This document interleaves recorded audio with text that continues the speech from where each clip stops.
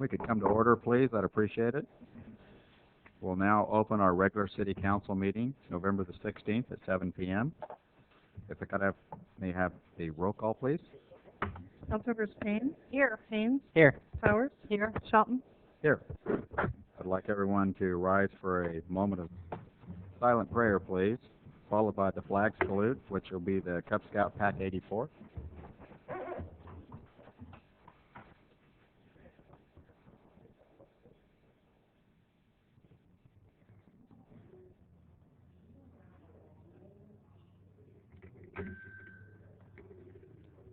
We could have the presentation of the flag, please.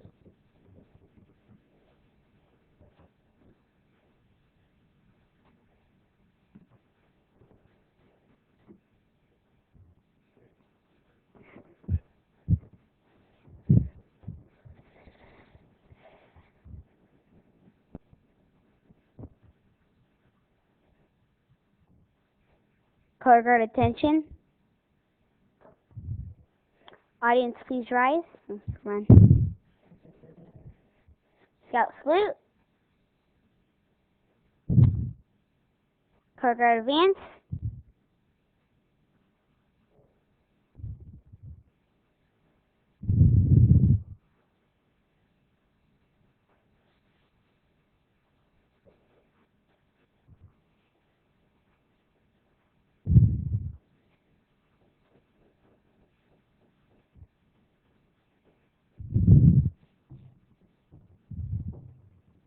Color guard prepare to post colors.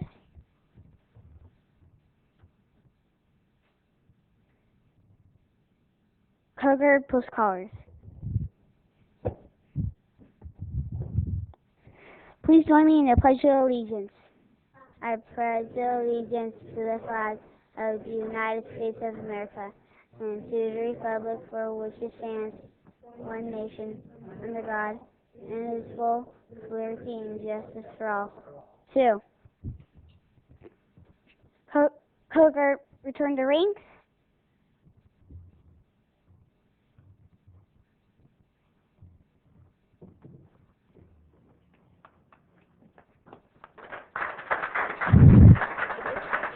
Please be seated.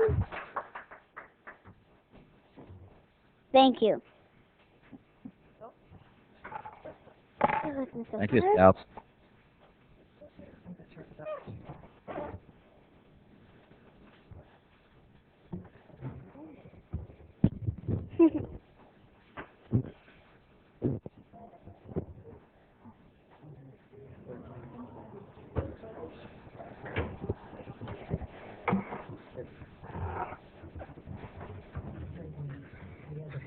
Okay, thank you. If we could have the video statement, please.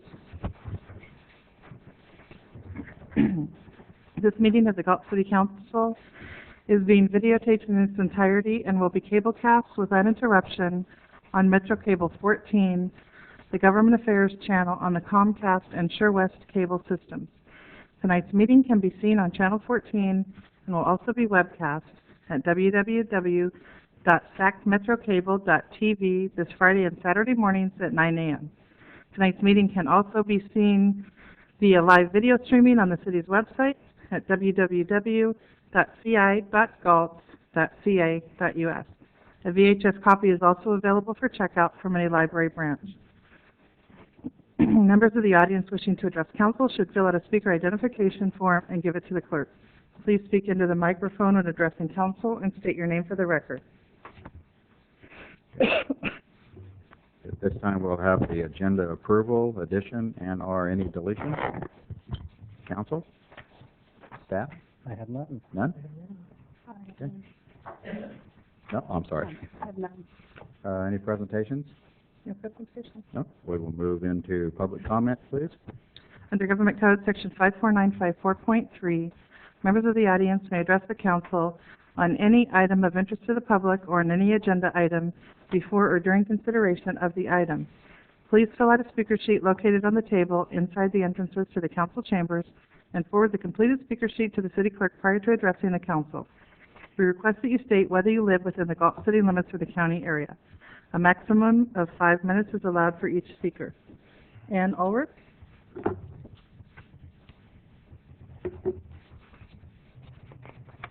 evening. I'm Ann Ulrich, and I'm representing the Shop Local Committee this evening, which is a combination of the Chamber and the City. We're a joint effort to encourage people to stay in town when they shop and to spend their dollars here.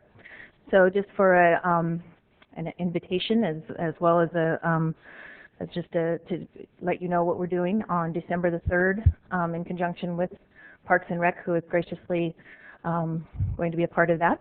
We are going to have the lighting of the tree at Smud Park this year, and then along with that, I'm going to shut down Lincoln Way in a similar format to farmers markets, so that we can allow businesses, say, that are home-based or that are local, to come and show their wares. There will be no charge to the businesses. It's just going to be a kind of a Christmas thing to bring more businesses down, or people downtown. And then also along with that, we're doing a I guess I'm not sure exactly what we officially titled it, but a decoration or decorating their storefront contest that night. One business will be awarded a 1 year's chamber membership to the business that has their storefront decorated the best for Christmas. So it's just a kind of going back to trying having again kind of a hometown feel and allowing businesses to come and participate and like I say, along with the lighting of the tree and start the holiday season. So that's all I have. Thank you. Thanks, Ann. Thanks. Patrick O'Flattery?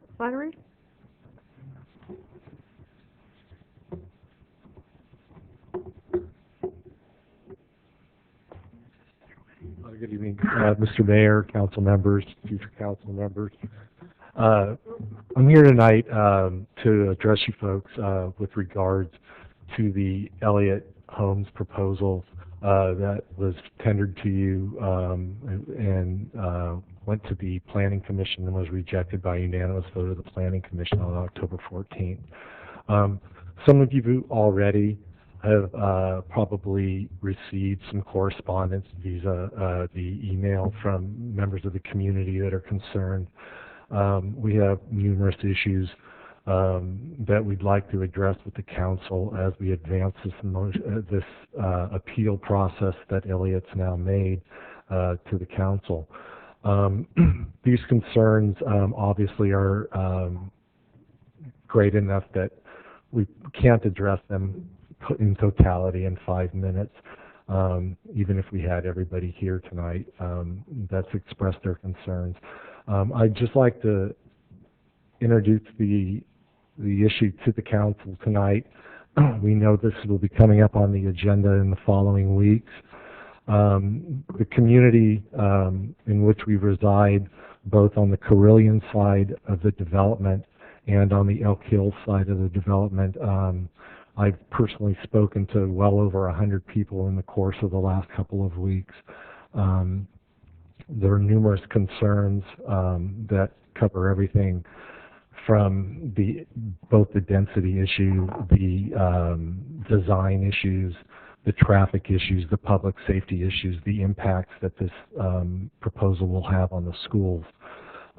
We're hoping in the next few weeks to be able to bring to your attention issues of our concern, as well as have some additional people come to speak to you and further address this matter with you in writing, in hopes that we can get members of the school board and the fire department and the police department to address some of our concerns and come and speak to these issues with you as they've spoken with us already.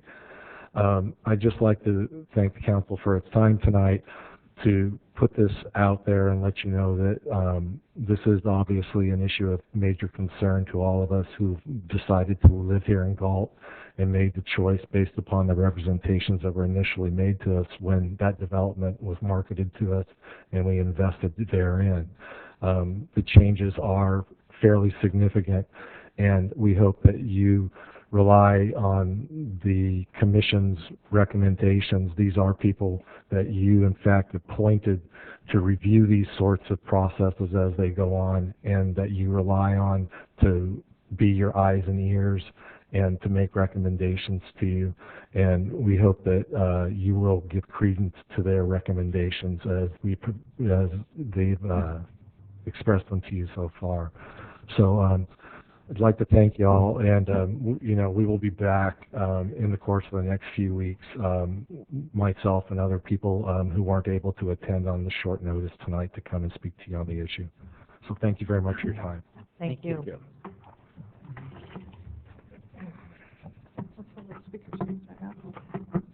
Other speakers? Okay.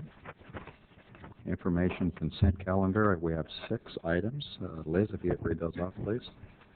Item number 1, approval of the minutes of the special meeting of November 2nd, 2010.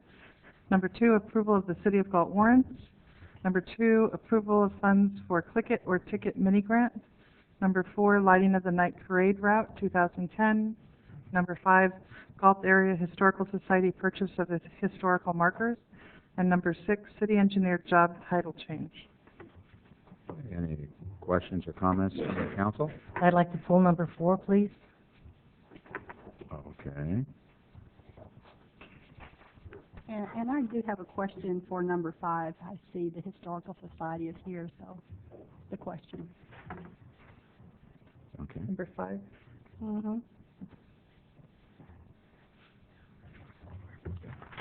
Take them in the order that they were pulled. Okay, number 4 then.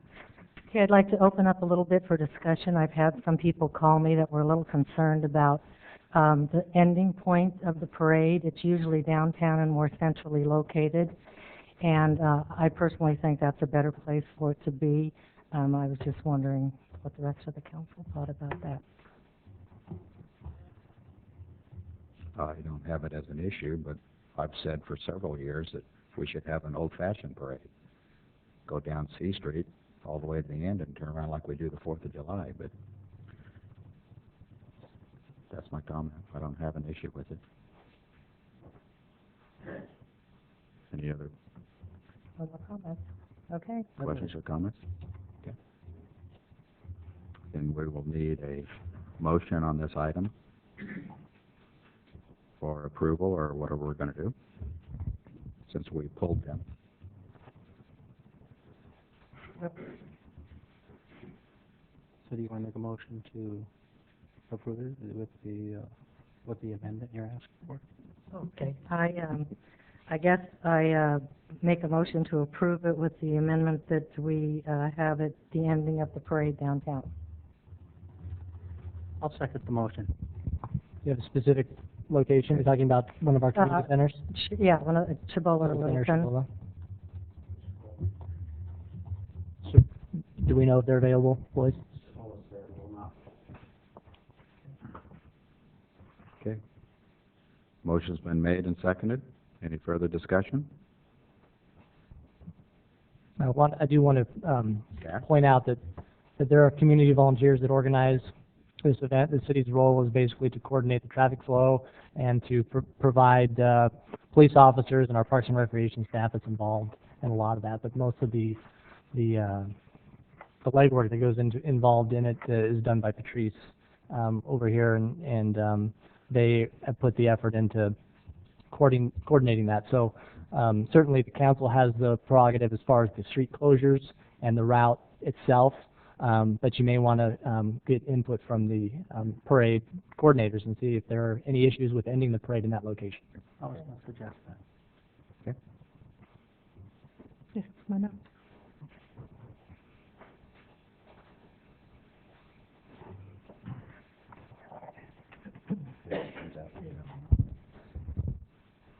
I'm Patrice Moreno. I'm the chairman of the Lighting of the Night's Christmas Parade.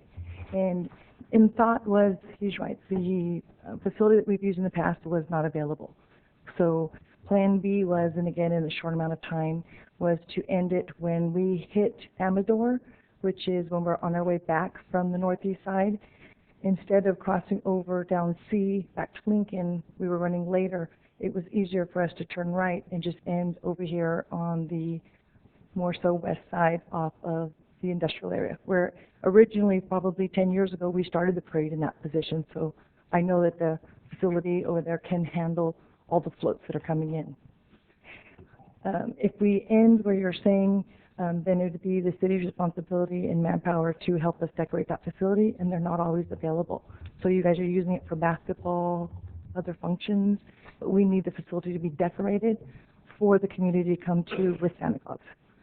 So Plan B was, at the point if we hit Amador, which is about 8:30, we just turn right, and we would go either, again, by the police department in the industrial area, ending at the event center, where it was being opened up to the public all for free. Hot chocolate, cookies, and Santa Claus with free candy canes. So this is the one event that Deborah and I feel strongly about, where we bring our community together, both the northeast and the west side. And it doesn't cost anybody, except for the police department and Parks and Rec, anything as far as the public. So if you don't have a job, or you're a single parent and you have your children for the weekend, this is one day where you can come out, watch a parade, go see Santa Claus, and you don't have to have any money. So we beg, steal, and borrow to pull this off. We believe in it. I like that. Patricia, I wanted to be sure that you understood that we appreciate your volunteerism now and in the past, and this has no reflection on you. I was just thinking, in the past, there has been some confusion as to where parents can pick up their kids after the parade is over, and how were you gonna? We send out instructions ahead of time prior to the parade. We email it, plus we fax it depending on those who participate when instructions they give us. So those that are driving that vehicle are responsible to let those children know that are in their group where their pickup is and where their drop-off is. Don't know. So, but we always have our cell phone numbers available and have our phones on throughout the event. And then, if it stays like it was proposed, where it ends at the industrial park, then am I hearing you say that then you're going to provide the place for Santa Right. and the hot chocolate and all that goodies? Right. Okay. Thank you. Sure. And now that I have your attention, I do have one thing. Last year we ran into the paper only comes out once a week. Our phones were burning off along with the police department, wanting to get more information about the parade, and we wanted to see if we could get it in the marquee over there at the community park, but because this is not a city event, it wasn't allowed. But is that something you guys can consider to let people know? The parade is December 4th, Saturday, rain or shine, starting at, we rolled right at 6 o'clock. Well, I would love to have that sign advertise everything we have in town. So I would ask the city attorney, based on why we haven't opened it to something that's not city, if that looks like that would be a problem. Well, the issue is once you open it up to an advertisement that's not a city event, then you need to be prepared to take in all kinds of community advertisements. So my recommendation to the council would be that if you wanted to make that sign or any sign in the city open to events beyond just city public events, that you take that matter up as a separate item at a future agenda, consider the pros and cons, and give a policy direction to staff. We'll just notify all the local churches as we usually do. We have the locations for some of the signs that people make themselves. Maybe we could use those. Yeah. I guess, yeah. I think people just aren't sure if it's going to go or not, and is it the first Saturday in December? Yeah. So, again, like I said, it comes out in the paper. Like now we're even getting a late start because I've applied for this back in October, and we're just now addressing it. So we really need to get it in the paper with the parade route. I know, and it's hard to get the word out. Yeah. Yeah, the city attorney and I were just discussing the fact that the city is providing resources to facilitate the parade, and we are providing some of the insurance and other things that could be considered a joint city-sponsored event. And so in that case, if the council desires, we potentially could put it on that marquee without opening up the issues that we might have with other types of events. We'd have to look into it a little bit more, but if the council is interested in doing that, along with the Christmas tree lighting, which we intend to, or the holiday tree lighting, which we intend to advertise on there, we could also advertise the parade potentially on there. I would be definitely interested. I don't know that we can decide tonight. Is that what I hear you say? We can't? We'll look into it, and if we can, we will. if the council's interested in doing it. Yeah, I think you should. I would agree to that. Boys, can you comment on, because one of the things Patrice mentioned was the fact that they were going to be providing the decorations and the hot chocolate and the cookies and things at VIP, and if it was at the Shibboleth Center, then that would be the city's responsibility to do. What other events do we have that day in our ability to decorate and get that facility ready for some type of activity that evening? At Shibboleth Center that day, from about 8 a.m. to about 2 p.m., we have our basketball team photos, so we're out of there by 2. So that'd give you, what, about 4 hours to fix the place up? Well, it'd have to be ready at the conclusion of the parade, which starts at 6, give or take, 9, between 9. Actually, in the first group, when the parade makes that first turn and heads towards Lincoln, where we're heading towards Fairsight School, that group of people head over to, right after the parade passes, they start heading over. So I would say 6:37, which is when you get your first group of the smaller children. And then just continues. They go in little spurts, so after we pass another neighborhood, then they'll head in for Santa. Boys, is that doable? It's doable, but this year it's a little more intense. We're doing the Christmas tree lighting at Smud Park, which is going to take a little more manpower than in past years. Then also we gear up for the parade. It would be a relief to have Patrice host it, but if it's the desire of council to have it at Shibboleth Center, we can do it. I'm good with the way the parade is proposed this year. But it's majority vote. We It's a already little have a extra motion. effort and work, but I tend to agree with Mary Lou on it. I think it should be downtown, I think centrally so. located. Yeah. So I think that's important that both sides be represented. All right, so what do you need, a motion perhaps? We have Well, one on we the, had a motion, We have a motion, had a second, and we discussion, so if there's no more, then Okay, just as a point of clarification, what is before you is a street closure request, Mhm. and the parade route is outlined in the back of the staff report. And so my understanding of the motion is that you're authorizing the street closure request except for that point where it goes beyond, I guess, Lincoln Way. West So, Amador. to strike Pringle Industrial and Enterprise Court. Right. That's downtown. Okay.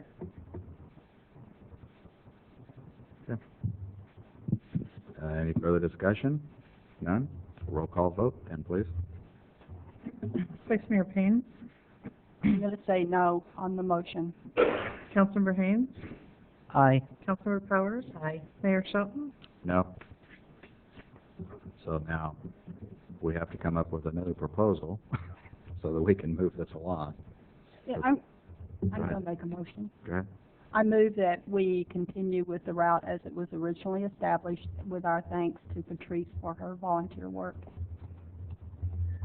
You're welcome. Yeah, do I go back to voice and figure out what to do? There's a, We there's a have motion. just made a motion, we have to vote on it, Right. and then you'll know what to do. Well, first of all, you have to have a second.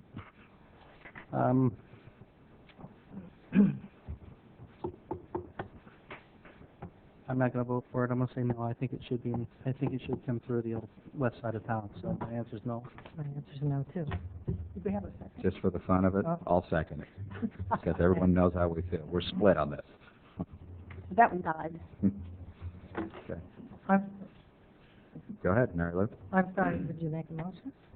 Oh, We're good. We just got a split vote because We got a there's split vote. two of us who prefer to come over to the west side. And I second it. We're discussing. I thought we already voted on it. No, no. You That's didn't get a right. second. I Okay. just seconded it. Okay. Didn't know it was going to be this hard. Yeah, well, it is. Well, what's the compromise? Flip a coin? I don't know. Without the affirmative council action, we can't vote we can't approve the closure of the street. Nope. We got to do something, folks. Okay. Well, want to flip a coin? It's as fair as I can think of it at this point. Heads I win, tails you lose. I don't want to use your coin. No problem.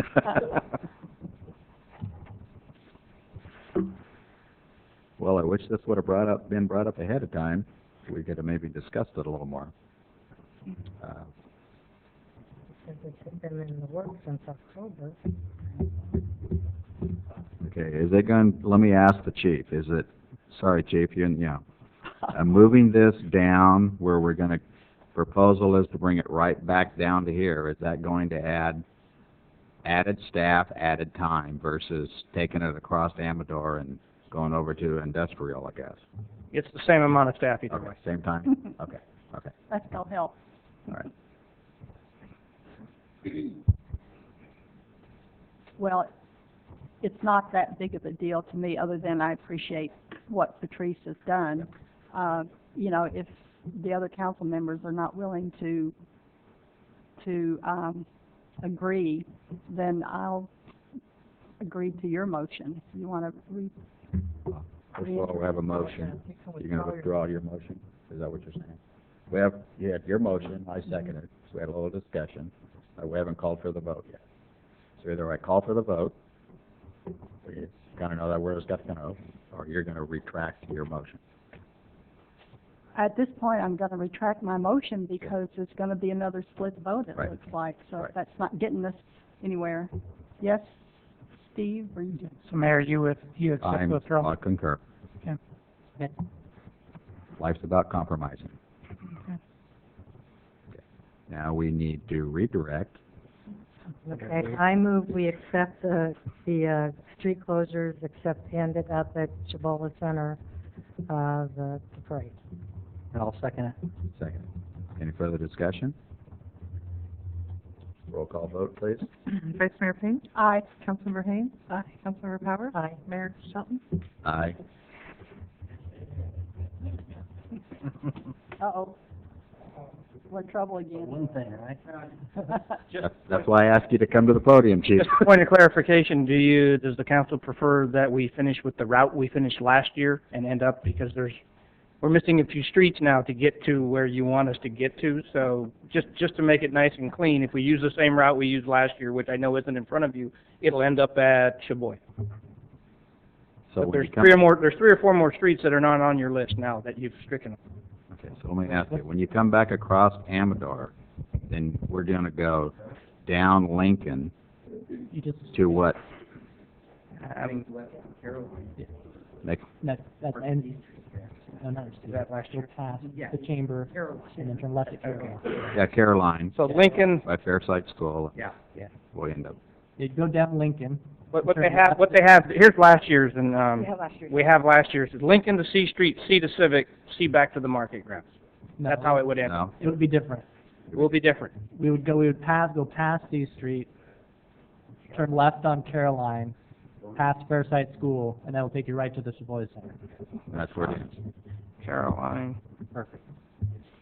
After Caroline, what is it? It ends. That's the Savoy Center. Yeah, right in So they Savoy. have to make a right into the market. Okay, thank you. Okay.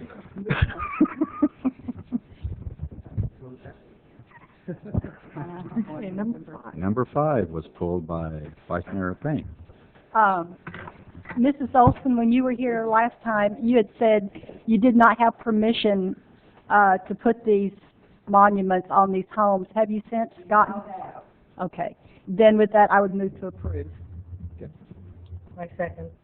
Motion's been made and seconded. Any further discussion? Whoa, wow, okay. Roll call vote, please. Vice Mayor Payne? Aye. Councilmember Haynes? Aye. Councilmember Powers? Aye. Mayor Shelton? Aye. So we have remainder of the consent items. Any questions, comments, or is there a motion? Move to approve the consent calendar as recommended. I'll second it. Motion's been made and seconded. Any further discussion? None? Roll call vote, please. Vice Mayor Payne? Aye. Councilmember Haynes? Aye. Councilmember Powers? Aye. Mayor Shelton? Aye. Okay, scheduled matters, none. Regular calendar, treasurer's office. Treasurer's report for the period ending September 2010. Mr. Farrell? Oh, thank you. Mr. Mayor, City Council members, before you have the Treasurer's report for September 2010. And I want to talk about a few things tonight. First, the primary objective as far as Treasurer goes is to guarantee or make sure that we have the safety of our investment portfolio or the safety of the funds. And so that's the very first priority, which means that we as a city only invest in safe investments, which are like, say, Treasury bills, Treasury notes, and agency bonds and CDs. The second thing is to make sure that we have proper liquidity to make sure that we are able to pay our bills as a city. And lastly is to get the highest yield possible once those first two priorities are met. And I think what you have in front of you tonight is a real good or a prime example of that. First, we have, as far as our investment portfolio for the city, we have the majority of our funds sitting in a state of California lay funds, and that is earning. And I'm going to talk about interest rates tonight, and that's earning, at least in September, 1/2 of 1% or 0.5. Now, the reason why we have the majority of those funds in that in the state of California is because we have three sizable construction projects going on. Obviously, the interchange, wastewater treatment plant, and Walker Park. So we have to be able to meet our financial obligations to pay those contractors to build those three things. So that's why we have such a large amount sitting in the state of California account. Second thing is, we have many local CDs. As a matter of fact, we have over $10.5 million invested right here in local banks between Farmers and Merchants and Premier West Bank. And then lastly, of course, we have some government agencies, callable government agencies, which as rates go down, those issues get called. As a matter of fact, since July, we've had 9 of those issues called. So that's just the way the market is. And I want to talk about a little bit about the market. And I want to give you some. These were today's interest rates. If you haven't been keeping track, a 3-month Treasury bill is 0.13. Okay, a 6-month Treasury bill is 0.18. A 1-year Treasury is 0.26, which means just 1 basis point over 1/4 of 1%. Okay, a 2-year Treasury note is 0.5%. So these are the types of interest rates that as treasurer I have to go out and look to see what's viable.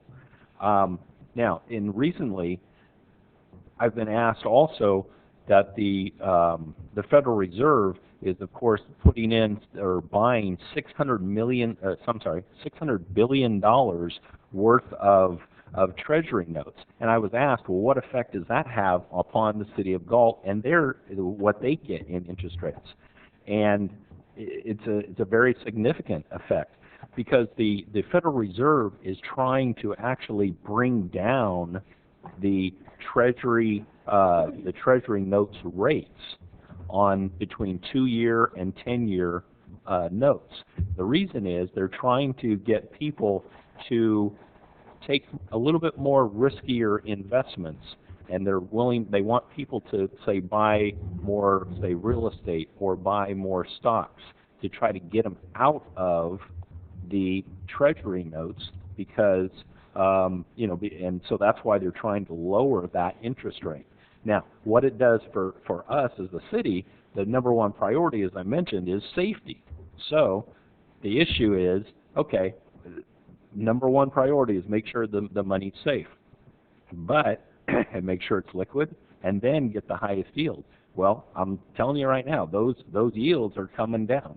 Now, we were fortunate in the fact for the month of September, we had a weighted average interest rate of 1.05, which is good. But I'm telling you now, that 1.05 is actually going to drop below 1.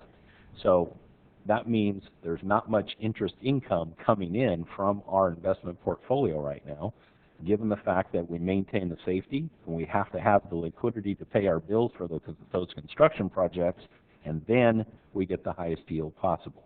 So I just want to explain where our portfolio is, why it is, why it's at where it's at, and just kind of let everyone here know, council members, of course, city manager knows that we have less and less interest income, and that's the reason why. So I'll answer any question that you have if I didn't confuse you. Otherwise, I ask for your approval for the treasurer's report for September 2010. Sean, how long do you think it'll last for them to keep those rates down before they'll feel comfortable enough to start bringing them back up? The Federal Reserve has already said that they're going to buy those notes, the two-year through 10-year notes, between now and the end of June. Okay, so they're really trying to keep those rates down at least through then. Okay, now what happens at the end of June? I don't know. Are they going to shoot up? Absolutely not. When will I see a 1 year at 1% again? God, I mean, that 2012 is what I'm hearing. I mean, that's more of the second half of 2012. Okay. So, I mean, those are all the financial reports I've read. That's what everybody's saying is you're not going to see much increase in 2011. Everybody's looking to 2012 at this point. Okay. Okay. Thank you.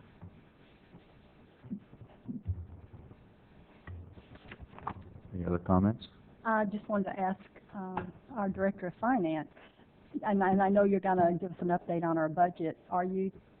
Have we taken this into account for our budget?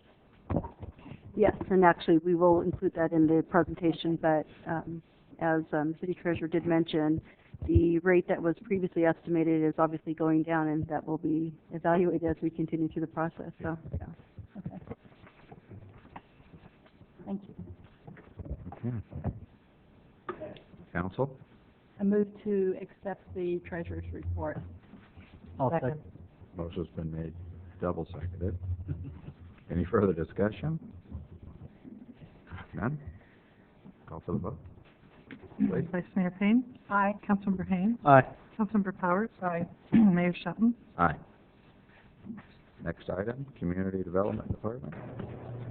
An ordinance amending Chapter 1.04 of Title 15 of the Galt Municipal Code relating to buildings and constructions, and an ordinance amending Chapter 15.28 of Title 15 of the City of Galt Municipal Code relating to the Fire Code. Thank you, Mr. Mayor, members of council. The city clerk indicated you have basically two ordinances before you tonight for your consideration. Both of these ordinances are brought forward to represent updates on the uniform codes which the city utilizes, as well as the fire district in the implementation of both fire services and building services. As indicated in the report, there is a new chapter in the building and construction ordinance which is titled the Green Building Standards Code. This is brand new, state of California. It's otherwise known as Cal Green. There is a new mandatory code requirement effective January 1, 2011 that incorporates a variety of different building standards that are not typical to your normal building and construction. You have a copy of the mandatory provisions for both residential and non-residential in your packet this evening. We also have John James, Building Inspector, with us tonight with a short presentation, a PowerPoint presentation on the codes, and maybe that'll answer some of the questions that you or the audience may have, as well as George Apple, Fire Marshal from the Cosumnes River Fire District. So with that, I would turn it over to them unless there are any questions at this point for the presentation. No? Okay, good evening. I'm John James, and just going to go over this. It's kind of a twist of what we're used to, because every 3 years the codes are updated, and it's usually just about fire, life, and safety, but now they're kind of taken into recycling and quality of air inside buildings and other things that building departments aren't really used to looking. It was more of an environmental hygienist type of deal, but it's all coming into one full circle now. So the slideshow basically is just going to show you what California codes we're going to adopt. They've also introduced a residential building code, which we've always had residential codes, but now they're all in one place, all in one book, which makes it easier for people that are just building buildings less than 3 stories high for people to sleep in, basically. Then for the local amendments, we just have some that we deleted, some old antiquated ones that the codes now take care of themselves. And then I just got some Cal Green requirements to run through for you guys. So these are all the codes that I enforce, and Chief Apple does too. It's about tile 3 feet high. Where those 2 stars are, those are just the 2 new chapters of my job, just 2 new books there. So one is the California Residential Code, and the other one is the California Green Code. The International Residential Code has been in use throughout the rest of the states since 2000, but here we've always used the Uniform Building Code, but it's starting to make a change. The nice thing about the International Residential Code, which will be the California Residential Code, is it covers everything, and it includes plumbing, mechanical, electrical, but the problem is the state didn't adopt those sections yet. So probably in the next 3 years, when we have another code cycle, they'll adopt hopefully those sections of the International Residential Code too. But at this point, they just haven't yet, and I can't explain some things the state does, but I think we can all agree on that. For our local amendments, basically, there was a lot of old antiquated ones that we deleted, and the 3 that we're leaving in there was addressing electrical fences because there's nothing in the National Electrical Code for that. And then due to the soils conditions here in Galt, we have some extra slab reinforcement that we have builders put in, and retaining walls because of the clay that turns into soup during winter. So here we have this is the California Green Code that you're hearing a lot about. It's the first one in the nation, and the overall goal is to reduce water consumption by 20% and divert construction waste by 50%, and then also the air door in quality, so using low pollutant emitting materials. A lot of this stuff has been already in play. The planning department has always encouraged recycling and different issues like that on site, but now they're kind of putting it all in one book, and it's more of an emphasis where the building department, planning department, and public works kind of have to work together as a group to get all this in one place. Most of the requirements that were in place before were through local ordinances and things like that, but now it's just giving us a minimum guideline that everyone has to follow across the state. So at first it's going to seem like a bad thing, but I think, frankly speaking, after a couple of years, people might like the uniformity because every city right now has different recycling programs and different things like that. So it may be a good thing. So when people submit plans right now to us, basically the old way was you had to have a stormwater pollution plan, which means you got to keep the mud out of the gutters, out of the streets, not pollute the city waterways and things like that. And that never applied to projects under an acre, and now it even applies to that. So that's something we're going to need to work with the community with. Planning's always asked for bicycle parking, so that's not a big deal. Another example is designated parking for clean air vehicles. So like how we mark the accessible spots in the parking lots, you'll now see a spot for a clean air vehicle. And that's something that's required, and that's something planning's going to look for in plan checks, and we'll look for in finals. And just keep in mind when we're going through this, a lot of this stuff is just mandatory for commercial and not so much residential. There's also requirements for light pollution reduction, so I don't know how that relates to green code, but they're protecting the skies, so the stars are still out there at night. And then grading and paving plans, which is something we've always done, but like I said before, now it's all in one book. They're also monitoring outdoor water use. So they're going to be, designers are going to have to give us water budgets, and now we'll have plans for the irrigation. So basically I think the thought here is somebody's going to put more thought into the way they're designing these things. to hopefully use less water. And then irrigation control sensors are going to be on residential and commercial, and those are going to be, so when it's raining, the sprinklers won't turn on. It's not like the homeowner or the business owner is going to need to go to the timer anymore and shut it off when it will rain. Now it's going to be something that happens automatically. There's some requirements under moisture management, which aren't a big deal at all. It's something that everybody's been doing in the industry forever, but they've thrown it in there, so I figured I better mention it.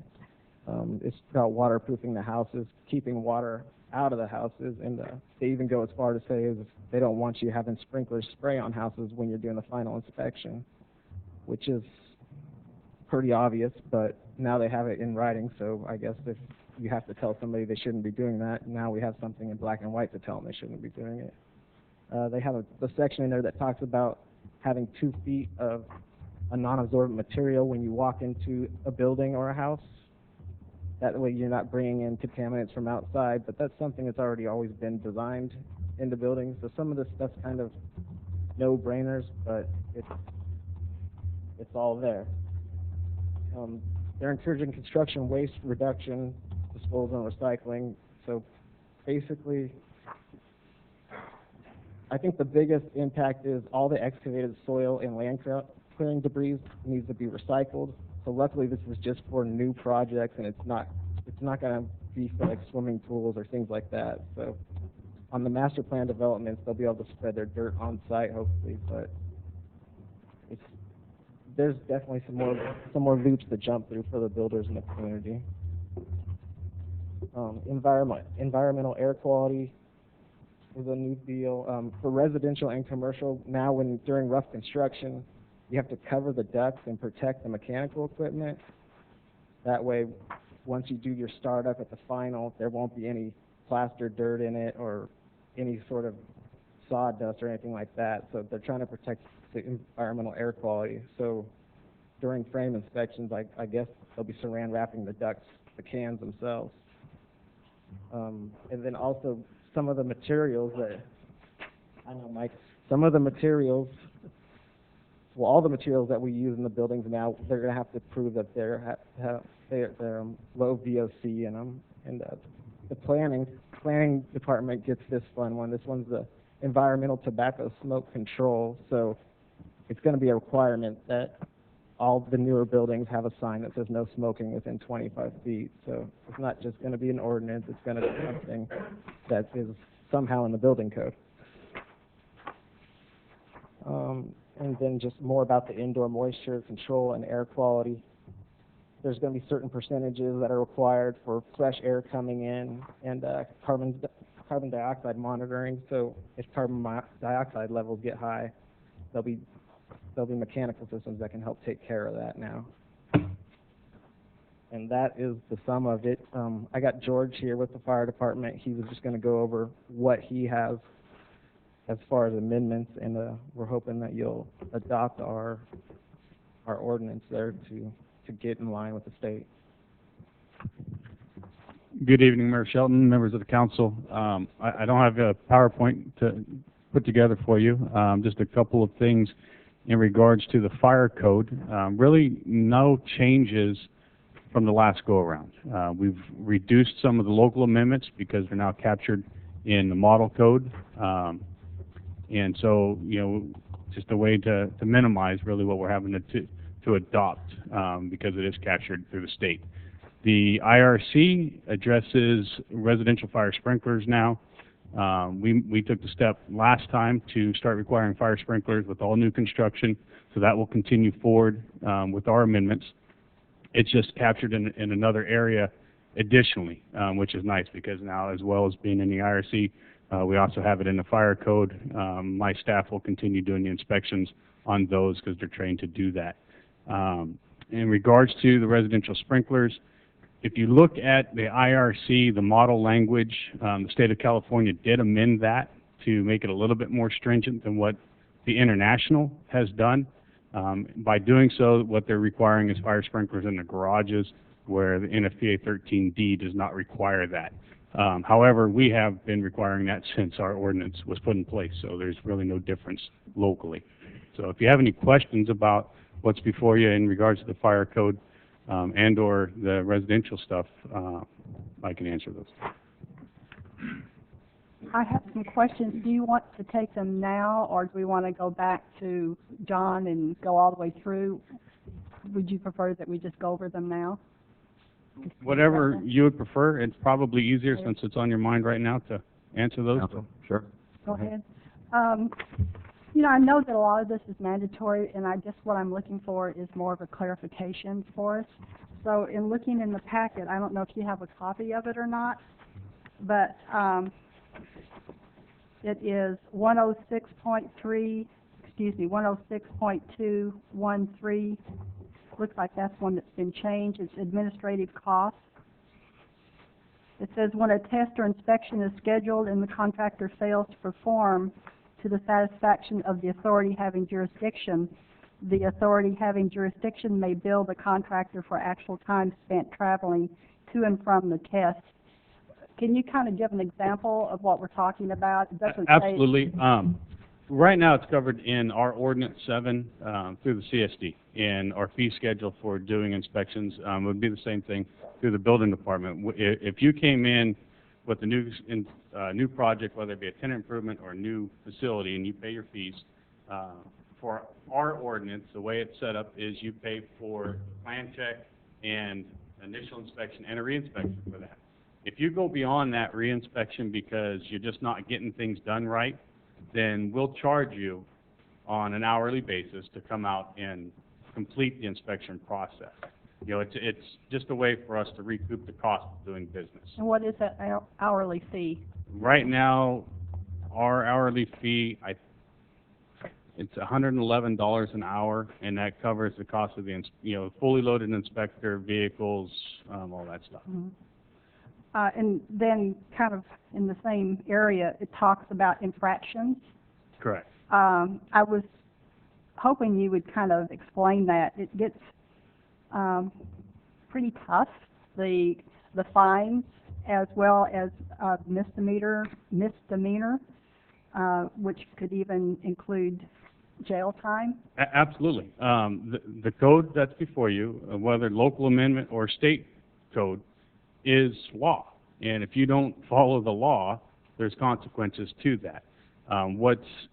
What we put in the local amendment actually came from the city attorney up in Elk Grove the last go-around, and I really like the way we laid it out, where in the past we haven't had written documentation of a procedure to follow. So this is simply gives you that written procedure to go through. And basically what happens is if we go out and do an inspection at a facility, we write them up and give them a correction notice. And then they have 15 days to complete that.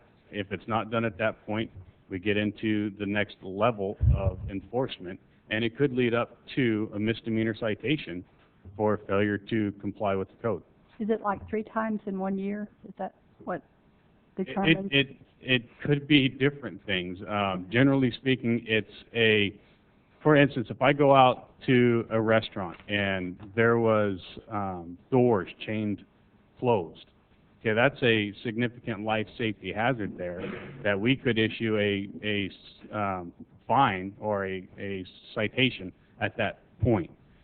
Generally speaking, something like that we deal with and try to do it in a diplomatic fashion.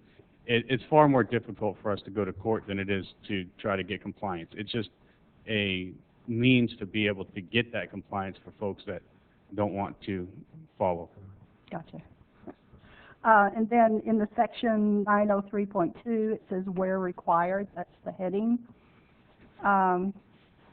Maybe you could explain that. It says this requirement would include a change of occupancy of an existing building, including but not limited to commercial industrial structures. Correct. This is the requirement for fire sprinklers, which is what I refer to as a zero-based ordinance. Any building within the city of Elk Grove, or excuse me, the city of Galt, requires fire sprinklers at as soon as you start building. Okay. What this does is gives a little bit further guidance. If it's a commercial occupancy where it's an existing facility, obviously much more expensive to try to retrofit with sprinklers. There's some leeway there. So if there's a change of use, that's greater than the 3599 square feet, then that would require fire sprinklers. If there's been additions or alterations that exceed 50% of the assessed value, then it would require fire sprinklers to be added to that building. So it just gives you further direction on when sprinklers are required. Okay. And then right below that, and I think this is my last question for you, it talks about required for additions or alterations to any building, but then it goes on to determine the assessed value of an existing structure is determined by the building official. And my question, would that be from our city, or would that be from CSD? No, your building official works for the Would determine that? Galt, and we don't actually see, when people submit to us, we don't see that value, but most of the time building departments, their permits are based on the assessed value of the project, and so everything would be through the city of Galt. Thank you. Any other comments, Barbara? Not on the fire code. I had some on this building and construction. Well, before we leave fire code, council, are you good? Okay. You still have the floor, go ahead. Okay. John, going back to the packet on page 2 of 2, says city staff and the Consumnes Fire Department staff reviewed the state codes and are recommending a number of local amendments. Are those amendments mostly just cleaning up the wording, or is there something in here that I missed? Because I thought when I spoke to you earlier, we adopted this as it was without amendments, or you're asking us to adopt it without amendments?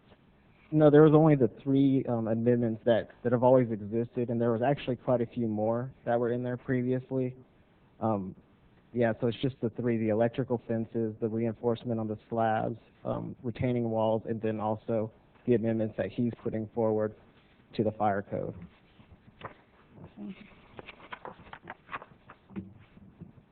But none of them are new. They've been within the municipal code for the length I've been here, at least. On page 11 of 18, it talks about paving permits. It says new construction, reconstruction, or repair unless a permit has been obtained from the building official.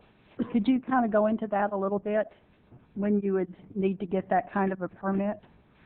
Basically, for the paving permit, if you're breaking up concrete in a parking lot, or if you're restriping it, we're asking for the permit because a lot of mistakes, and there is a lot of new signage that's required federally and by the state for accessibility. So when they re-black or take out a new parking lot and redo one, we need to make sure that they're considering drainage and the accessibility requirements. Is that commercial? Yeah, that would be for commercial. Yeah, it's not for the residential. No 1 or 2 family dwellings on that. I think that's it. Okay, thank you. Comments, council? No comments, is there a motion on the floor? I'll move to approve do we need to take each ordinance separate? No, ma'am, if you desired, you could move staff recommendation, which is to introduce both ordinances. That's what I'm doing. I do that. Okay. Motion's been made, is there a second? I'll second. And seconded. Any further discussion? None? Roll call vote, please. Vice Mayor Payne? Aye. Councilmember Haynes? Aye. Councilmember Powers? Aye. Mayor Shelton? Aye. Next item, Finance Department. Oh, sorry, Inez. I waited till you went out. No, I didn't. I'm sorry. I thought you were already back in. Fiscal year 2011 first quarter update. It's my turn. Good evening, Mayor, council members, and community members. This evening, I'd like to present just some highlights on the first quarter of the current fiscal year. During these economic times, it's important to keep everybody informed on the financial condition of the city. So what I'd like to do is briefly present some highlights and some activity that may have some significant variations from the budget. So as you know, the general fund, trying to catch my breath there. The general fund is the primary fund used for operations of the city. So some of the key indicators are property taxes, sales tax, building activity. So I want to go over some of those items for you briefly. So speaking of taxes, property taxes make up the majority of the general fund revenue sources. And right now, the general fund has 9% of collected revenues as compared to 3 months worth of activity, which should be about 25%. So, no alarm. We normally get our first property tax advance in December, so that is expected that that revenue source will be low during the first quarter. But we are estimating about a 5% decrease from last year's actual to the current fiscal year. So we do expect that decrease, which continues the decline in assessed values. For the first time since the voters approved Prop 13, we will actually see a decrease in assessed value based on negative California CPI. That will affect about 3,500 parcels within the city of Galt. So that is the first time since 1978 since we put that into effect. When you say 3,500, you're talking about 50% of our inventory, right? That's correct. Homes. That's right. Quite a bit. Yeah. And for the fourth consecutive year, the county assessor will actually be making some temporary adjustments, which are called Prop 8 reductions in assessed valuation. And we still have many parcels that have appeals. But taking all of this into account, we have taken those adjustments, those declines in values and estimates into account. Currently, we do expect that property taxes will come in with budget, so we are not making any recommendations on changing the budget amount right now, but I wanted to let you know what was going on behind the scenes. As far as sales tax, we actually had an over 20% increase from a year ago quarter and last quarter, but before we get too excited, those were actually made up of two adjustments. One of them was a double payment by a vendor, and the other one was a correction. So we are projecting about an 8% decrease in the current fiscal year as compared to last fiscal year. We do think that amount will lessen, that our estimated revenues will actually go up, but we're going to hold off until we get the next quarter and see how that activity looks up. But that's definitely some, good news to the city. Another item that we are aware of is good news is Sacramento Cable. We had estimated that the amount that we would receive is about $121,000. We actually received information that amount will be increased upward to $174,000. So that's good news. That's also in the taxes. Let's see some other revenues. We have another. We get monies from other agencies, and some of the significant items in there are law enforcement grants. Those are low. We haven't received those amounts as of yet, but one of the items that we do receive from the state is our motor vehicle and lieu tax, and that makes up the majority of our amounts from other governmental agencies. Good news on that one is that we did receive information that that amount will be increasing by $93,000, so good news as well. Very good. But building activity, we have no revenues as far as new building activity, so that doesn't take us by surprise. We actually estimated zero activity, I believe, for new permits, so we're right on target. But so overall, we did expect that our first quarter would be low in comparison to where we are in budget, but we are recommending that those amounts that we did estimate remain in the budget, and we will be taking a closer look during the next quarter. On the expenditure side on the general fund, we should have about 75% available for expenditures, having expended about 25% so far. We've expended just about 1%, a little bit over that annualized amount, but we're still recommending our budget amounts. One of the things I do want to bring to your attention is our personnel services. We are all within budgeted amounts for the annual for the first 3 months. And when we when we were putting the budget together, we did not know what the amount of the premium adjustments would be for health insurance. And the good news is that after negotiations and discussions, and Paula's not here right now, but she led that charge, the amount of adjustments for our health insurance premiums, we are coming in that budget. So that was something that we did not know at the time of the budget compilation, but definitely good news. On maintenance and operations and capital items, some of the departments show that they have a lesser amount available, but again, we have some capital items like a vehicle or something that could have been purchased, so that throws it off a little bit. And we have some encumbrances where we could have encumbered or reserved some of those monies for contracts that are going to last for the entire year. However, we do still expect that the budget amounts are sufficient, and we're not making any recommendations to change those amounts. For Culture and Recreation Fund, the primary revenue source there is the Galt market revenue. It makes up about 84% of the fund's revenue sources, and it is at about 28% at the end of the first quarter. So good news there. On the expenditure side, we expect that the budgeted amounts will remain intact, and those are attainable.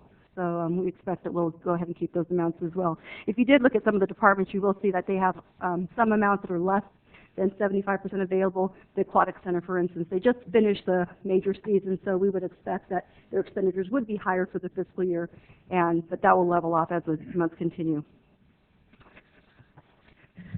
Let's see, a couple of just other funds that had some fluctuations. Enterprise funds, if you looked at some of the revenues for water and sewer fund, they're a little higher than the annualized amounts, primarily because there was more usage during the summer months, so our revenues are a little higher. On gas tax, some of our revenues are lower, primarily because we did not have a state budget, so some of those amounts have been delayed. And some of those payments actually from HUDA amounts for the highway users tax are actually being postponed until April 2011, so we are aware of that. Measure R is our public safety fund, and again, it's based on the sales tax, the transaction. They had an increase as well because it follows the city. They are actually collecting about 53 to 56% of general fund sales activity, so a little higher than the 50% originally estimated. But we'll be taking that into account after the next quarter, but definitely good news as well.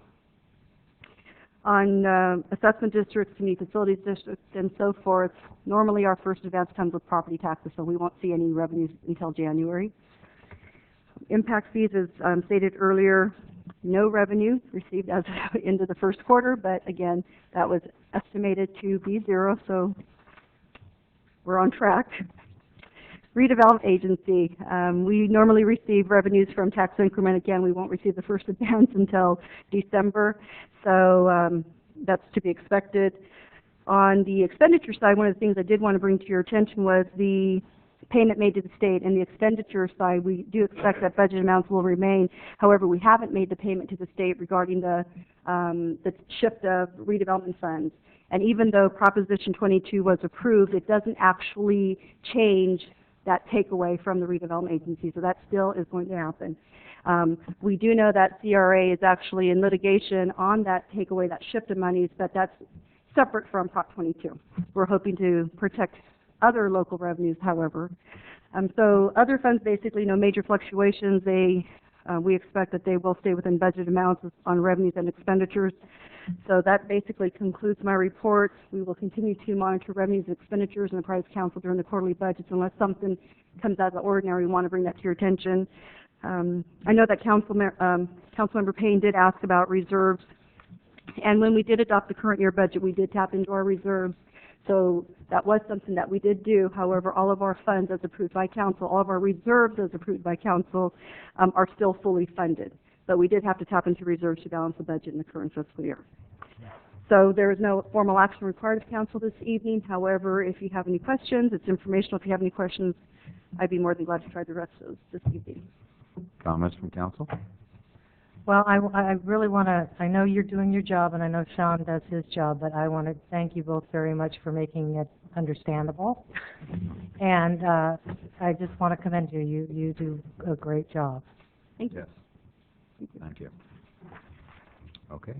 With that said, we'll go to the next item. Thank you. Communications, we have none. We will adjourn to the Redevelopment Agency. If I could have the roll call, please. Board members Payne. Here. Payne. Here. Powers. Here. Shelton. Here. Public comment? I have no speakers. None. Information consent agenda items. We have, what, 4 items? Four If you items. could read those off, please. Number 1, approval of the minutes of the meeting of November 2nd, 2010. Number 2, approval of the redevelopment agency warrants. Number 3, acceptance of the treasurer's report, September 2010. And number 4, reimbursement of expenses that may be incurred from bond proceeds. Questions, comments by council? If none, is there a motion? Move to accept. Second. Motion's been made and seconded. Any other further questions? None. Roll call vote, please. Vice Mayor Payne. Aye. Councilmember Haynes. Aye. Councilmember Powers. Aye. Mayor Shelton. Aye. Regular calendar. Next item, if you could, I'm sorry. Oddfellows Rehabilitation Grant and Loan Agreement, Second Amendment. Good evening, Mr. Mayor, members of the City Council. My privilege to present this report to you this evening.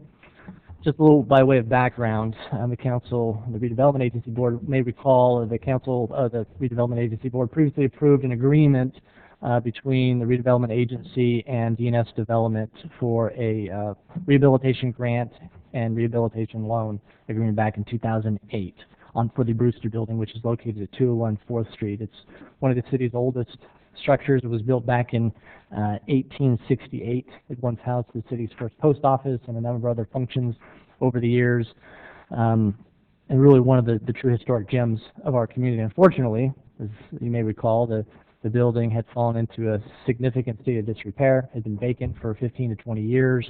The roof had basically collapsed, and it was in serious jeopardy of collapsing entirely. And so several years ago, the city entered into this agreement with DNS to basically save the building. And there were two main goals when the agreement was approved. The first was to preserve and restore this structure. The second was to bring in a restaurant in order to help facilitate and serve as a catalyst for economic development or redevelopment in the Old Town. That, in addition to the facade program the city's done, the other public improvements we've done down there, as well as the Galt Place project that is under construction right now and supposed to be completed in the next several months. These projects combined should serve to breathe new life into the Old Town and the downtown. And the city and the redevelopment agency have continued to invest heavily in order to make that happen, to preserve our history and to preserve really some of the unique attributes of this community. And the efforts that we've made have gone along to do that. Just as a recap of what has been done up to this point with the current agreement, the city or the redevelopment agency provided a seismic grant to restore the building in the amount of $342,000. There was an additional loan, a forgivable loan of $158,000, and finally there was a more traditional loan of $300,000 at 3% interest over 20 years. The building has been undergoing significant rehabilitation work over the last year. Everything's been fixed. The seismic work's been done. It's now very secure and stable and no longer in jeopardy of collapse and failure. There's been additional work on the outside. Really significant money has been put into the building to restore it, and it's starting to look good. Unfortunately, there's still a lot of work left to be done on the inside of the building, not from a structural standpoint, from really just getting the building ready to be open for a restaurant. We need to do work, everything on the inside: kitchen, restroom, facilities, bar, floor, ceiling, tiles, elevator, everything that needs to be done on the inside. It's about almost $1 million worth of improvements left to be done. When that work is done, the entire project will have cost roughly $2.5 million. So a significant investment of dollars, a significant investment from the redevelopment agency as well. The owners of the building have run into some difficulties in completing the final stages of it. They finally are able to, they've identified restaurant operators. They're in the final phases of finalizing the lease agreement with the restaurant operators to open that up. But in order to get the additional $1 million, they're asking for some additional assistance from the redevelopment agency. And the reason they're asking for that is a couple different things have gone on. One is, when the original agreement was presented, there was the anticipation of historic tax credit in the amount of $230,000, which is no longer available because of the work that needed to be done in order to transform the building into a suitable restaurant. The restrictions and requirements for that historic credit just were not feasible for this project, and so that money disappeared. In addition, because of the economy, the appraised value on the property decreased significantly, making it very difficult, if not impossible, to secure commercial financing and lending on the project. Additionally, the lease payments that were anticipated on the building have gone down with the economy and the difficult nature of operating a restaurant in these times, and so the cash flow on the project is not what it once was, and so they've asked for some additional financing in order to help make up the gap that has been necessary. The city staff has been negotiating with DNS in order to come up with something that is equitable from the redevelopment agency standpoint, as well as make their project financially viable. And we believe what we are presenting this evening is necessary in order to complete the project and to get the restaurant open. The proposal is an amendment to the agreement, and what it would provide for is an additional $550,000 loan from our redevelopment agency. It would be a 20-year loan. It would be at 3% interest, and as noted by our treasurer, the revenue we'd be receiving on that at 3% is more than we'd be receiving on any other kind of investment through our investment portfolio right now. But That would be, the repayments, however, would not start until 12 months after the loan had been dispersed, to give the restaurant and the owners an opportunity to be successful in the first year, which is usually the critical period in a restaurant while they're establishing the base. And so we would defer the repayment for 12 months. In addition, the $300,000 that we originally agreed to loan, we would convert that from a traditional loan into a forgivable loan, that if they met certain requirements and the restaurant stayed open a minimum of 8 years out of the 10 years, that loan after that 10 years would be forgiven, and they would not have to repay that $300,000, but they would still have to repay the $550,000 over the 20 years. As far as protecting the city's investment, the city currently has a deed of trust on the property. We would amend that and secure a new one in the amount of the loans, in order to make sure that if in the event of default, the city is in first position on the deed, so that the city would retain ownership of the building in the event of default. In addition to the security by way of the property, the city is also would be receiving a personal guarantee by the property owners, Steve Lavacci and David Myrie, who are the developers of the project and have done a number of projects in the Sacramento area, and who are here this evening. If the council or the redevelopment agency or anybody has any questions about their experience or the project here, they're more than happy to answer those for you. In addition to, so that is what's being requested as far as the amendment to the agreement. In addition, staff is requesting an appropriation in the amount of $34,520 from the redevelopment agency fund in order to complete the off-site improvements associated with the building. The city has been doing has reimbursed the property owner for the off-site improvements, which include the street improvements on B Street, curb gutter sidewalk, street lights, drainage, some of the water and sewer improvements and things that are on public right-of-way and are publicly owned facilities. We have agreed to reimburse the property owner for that, and the project cost is a little bit higher than what we originally estimated last year when we did the budget, so we're requesting an additional $34,500 to complete those improvements. As far as revenue from the property, we anticipate that the loan repayments would amount to about $39,000 a year. We receive property tax revenue. Because it's in the redevelopment agency area, the revenue from property tax is significantly more than it would be anywhere else in the city, because the city or the redevelopment agency retains a higher percentage of property tax when it's in the redevelopment area. And so that is estimated about $13,000 a year. Sales tax is estimated at $18,000 a year, and then in addition to that, there'd be about $9,000 a year for Measure R, which is, as council knows, for our public safety needs in the community. That provides, I think, the council with a brief overview and what the request is. The recommendation tonight is that the board adopt the resolution approving the Second Amendment to the owner participation grant and loan agreement for the historic Oddfellows building located at 214 Street, appropriate $550,000 for redevelopment loan to DNS Development for the rehabilitation of the Oddfellows building, and appropriate $34,520 in redevelopment funds to complete the off-site public improvements adjacent to the Oddfellows building along B Street. That concludes my report. I'd be happy to answer any questions, as well as DNS Development. Steve and David are here if you have any questions to the property owners and developers. Council, any questions? Of course. I have comments, so. Jeez. It says here, in order to complete the project, they had requested, or excuse me, they have not been able to get financing from a commercial lender. And I heard what you said, the property values are down, but where's all this stimulus money that's supposed to help, get things going? But I would ask the question, if they're here, if they could elaborate a little bit on that, if that's possible. Sure. They actually had financing secured at one point. We actually did a subordination agreement last year. I believe that fell through, so maybe you can talk about the process.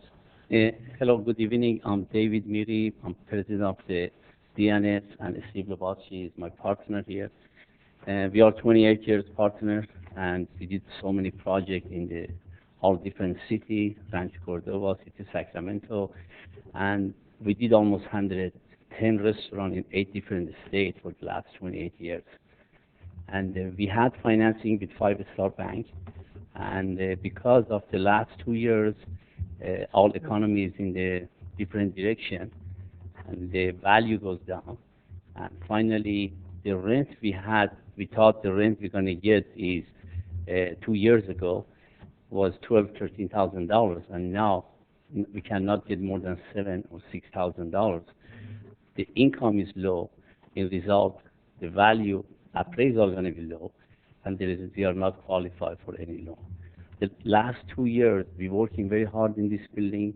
Personally, I believe really to the city of Galt and this building. This is a special building for us, and personally, I went to tons of different restaurant owners to bring them here in this town, and finally we could do it. We talked to the people. They have Shady Lady restaurant in Sacramento downtown, and we had that building. We finished it last year, and that building was the best project of the year in city of Sacramento.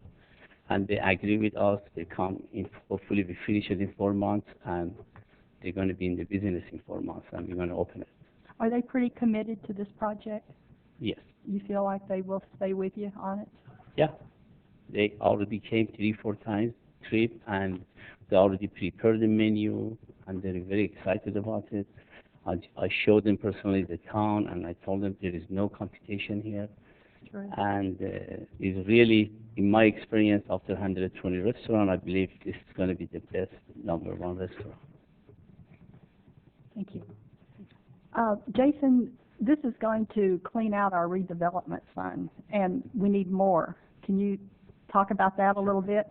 Yeah, we talked about a little bit earlier, but the state took $1.3 million away from the redevelopment agency as part of last year's state budget, and that really did hurt the agency as far as an immediate cash flow need. Long term, the redevelopment agency, continues to receive money on an annual basis, and that money is going to continue to flow, but we have an immediate need. And so one of the recommendations is actually something we were going to do anyways this year, because we have a number of redevelopment projects, capital improvement projects that we're going to be doing, where we needed to issue some debt, to issue some bonds in order to finance some of those projects, and that would provide us with the cash flow necessary to do those projects as well as complete this project. And that's typically the way redevelopment agencies work, is they rely on issuing the debt because we have guarantee of revenues that are going to come over the next 20 years.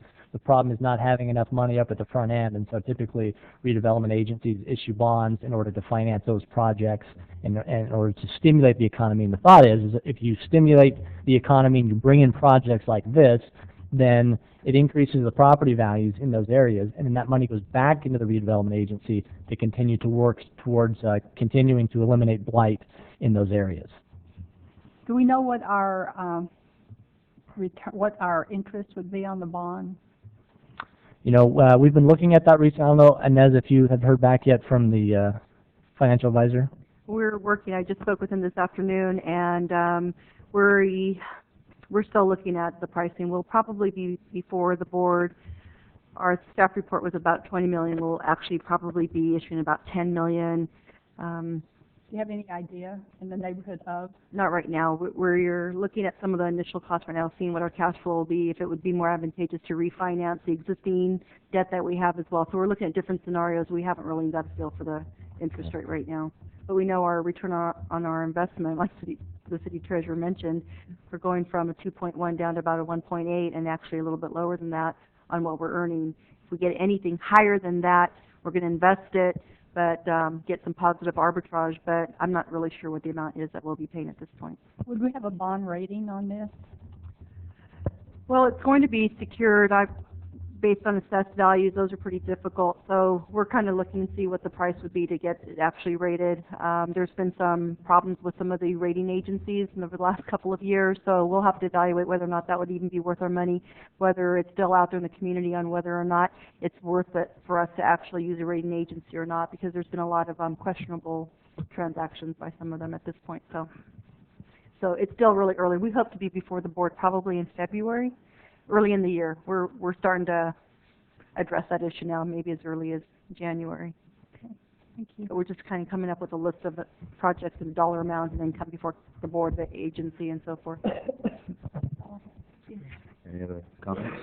Having worked on the planning commission and on the architectural review board, this is a beautiful building. And I have driven by more than once a week to check on your progress, and I think you're doing really well. We do need some kind of an anchor building in the downtown to start trying to pump it up and redevelop it. So I just wanted to say that I'm really in favor of getting this going, and we need to keep going forward with this building. I agree. We're very fortunate that we've got business actually coming in the Galt during these times. So we're very appreciative of the fact that you've taken the time to look at us as an investment. I think it's going to do real well when it opens. When we originally talked about it too, Jason, did we say that the bottom floor would be a restaurant and they hadn't decided on the second floor? Is that correct? Yeah. Do we know, has there been any ideas thrown out there for the second floor there? I think they're still evaluating. Maybe, David, you want to discuss that? At this point, they want to go to the first floor and nice outside seating we have because it's going to be over 300 seating. And after open days for 6-7 months, they're going to look at on the second floor. But we're going to finish the elevator, we're going to finish the bathroom on the second floor. We're going to do all the plumbing and rough plumbing and electrical for the bar for the second floor. But we're going to hold the other stuff until see what exactly they want to do. Well, it's coming along very nicely. Thank you. Yeah, good job. Good job. Okay. Council, is there a motion? Well, Further discussion? I would just say that this is more than, to me, it's more than an investment in a business and a restaurant. It's really an investment in the old town and that part of Galt. It's a little scary, but I think in order to move forward, we need to take that risk. So I would, what kind of action are we looking for here? I would move the recommendation of the staff. Will that cover everything? I'll second it. Motion's been made and seconded. Any further discussion? None? Roll call vote, please. Vice Mayor Payne? Aye. Councilmember Haynes? Aye. Councilmember Powers? Aye. Mayor Shelton? Aye. Thank you very much. Thank you for coming. Thank you. Okay, next item, we will adjourn and reconvene to the Galt City Council. City Clerk's report. Just a couple of reminders coming up. On November 17th, this Thursday, the Bicycle Master Plan update will be held at the Police Department Tasheti Community Room at 6 p.m. On Wednesday. I said Thursday. I just realized what I said. That's tomorrow, Wednesday. On November 18th, the Beautification Committee will have a meeting at 3:30 in the City Hall Community Room. On November 25th and 26th, the city offices will be closed in honor of Thanksgiving. Just a reminder also of our Christmas tree lighting, Smud Park on December 3rd at 6 p.m., the Lighting of the Night Parade December 4th at 6 p.m., and the Galt City Council Youth Committee will be meeting on December 6th at the City Hall Community Room at 6 p.m., and that takes us to our next council meeting. Let me just make a comment about the tree lighting. I've heard people ask about where Smud Park is. I think all of us know Smud Park, but a lot of people on the northeast side don't have a clue where Smud Park is. So it's on the corner of A and Lincoln, for those people that may not know where that is. And one more date for everybody to put on your calendar. I'm going after January, but January 29th is our Winter Bird Festival that we're working on right now. So just to get it on your January calendar. Okay. This is what, third year? Fourth. Is it the fourth already? Wow. Yeah, so we're already, getting bigger and better every year. Every year. Awesome. That's all I have. Thank you. Comments by staff? Any other comments? I don't believe so. No? Comments by city council members? Vice Mayor Payne? I would just report back from SACOG. They're holding a regional forum. It's called the Rural Urban Connection Strategy, and they'll be putting together sort of a blueprint as they have in the past for this whole area.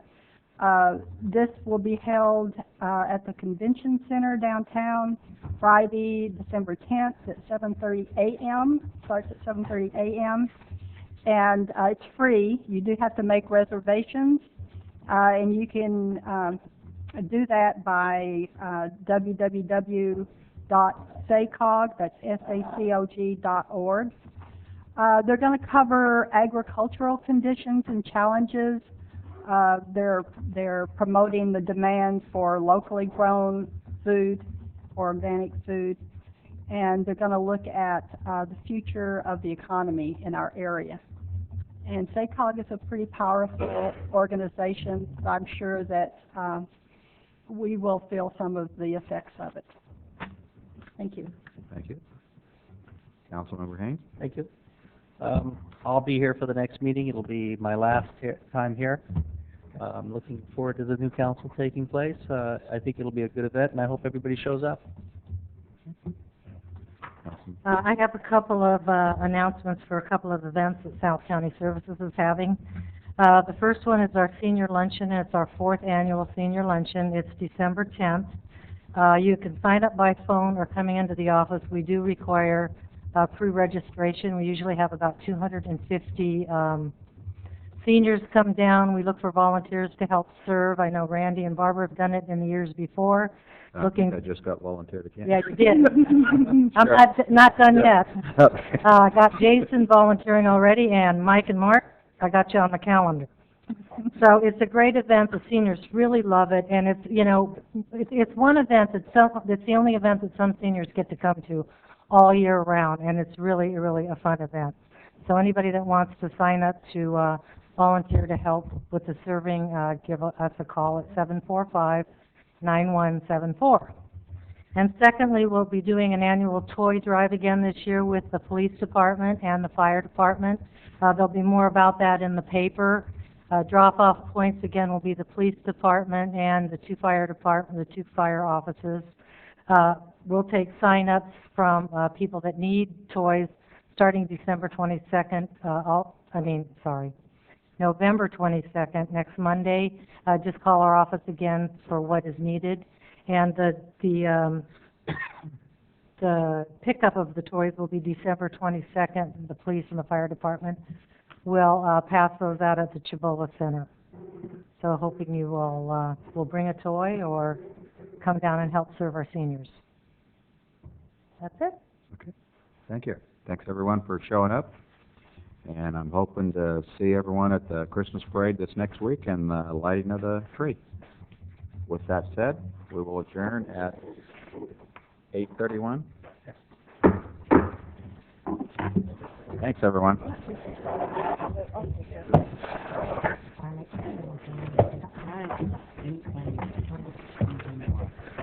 I appreciate it.